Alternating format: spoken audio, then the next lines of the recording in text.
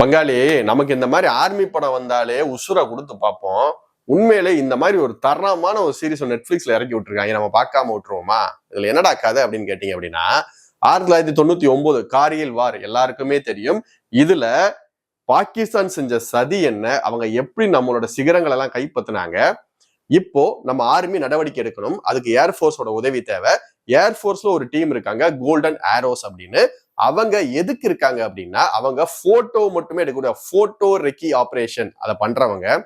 But அவங்க இந்த சிகரங்களை கைப்பற்றுறதுக்கு நிறைய GPS bombing, low altitude, high altitude அப்படின்னு ஏகப்பட்ட ஒரு விஷயங்களை கையாளுறாங்க.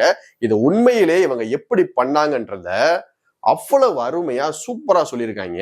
இந்த சீரிஸோட பிளஸ் என்னன்னு பாத்தீங்க அப்படின்னா, ஒரு 7 எபிசோடுங்க.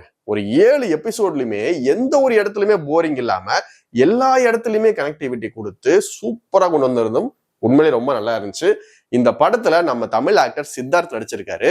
இந்த படத்துல நம்ம நினைவு கூற வேண்டிய ஒரு மிகப்பெரிய ஒரு போர் வீரன் அப்படின்னா அஜய் அஹூஜா அப்படிங்கிற ஒரு கேரக்டர்.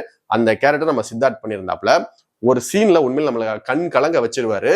உண்மையிலே இந்த சீரீஸ்க்கு அவர் தான் நான் ஹீரோன்னு நினைச்சேன். இந்த சீரீஸுக்கு ஒட்டுமொத்த ஆர்மி, நம்ம ஏர்ஃபோர்ஸ், நேவி எல்லாருமே ஹீரோ தான். அதே மாதிரி ஜிம்மி ஷெர்ஜில் அப்படின்னு சொல்லி ஹிந்தியில ஒரு ஆக்டர் இருக்காரு. அவர் இந்த சீரீஸ்ல டோனின்னு ஒரு கேரக்டர் பண்ணியிருப்பாப்ல. மனுஷன் சித்தார்த்து கூட 2-3 எபிசோடு தான் வருவாப்ல. மனுஷன் கடைசி வரைக்கும் நின்று விளையாடுவாப்ல. இவன் எப்படி இந்த வெற்றி வகையை சூடுனாங்க, பாகிஸ்தான் மூக்கை எப்படி உடைச்சாங்க அப்படிங்கிறத உண்மையிலே ரொம்ப சூப்பரா பண்ணியிருக்காங்க. இந்த சீரீஸ் நெட்ஃபிளிக்ஸ்ல தமிழ் டப்பிங்லயும் இருக்கு, மற்ற 4 லாங்குவேஜ்லயும் இருக்கு.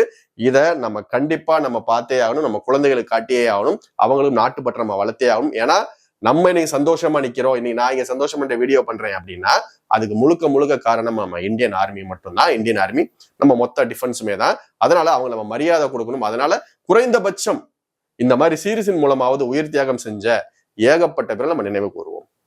ஜெய் ஹிந்த்.